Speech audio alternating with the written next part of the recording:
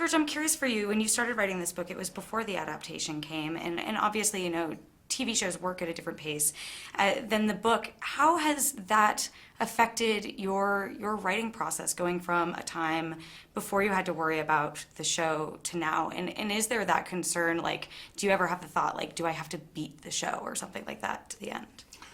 Well, if I did have that thought, I've lost, because the show has caught up and is in the process of passing me.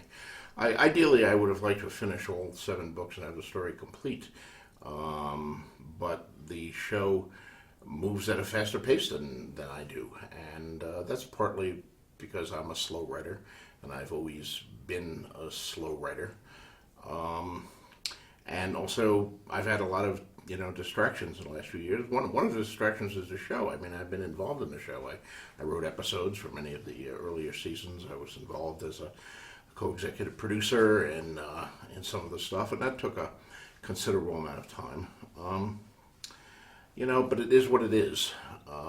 Ideally, I wish I could hold up The Winds of Winter, the 6th book right now, and tell everybody to go out and buy it on Amazon or at Barnes & Noble or at their favorite local bookseller. But it's still not done, so all I can do is continue to write it.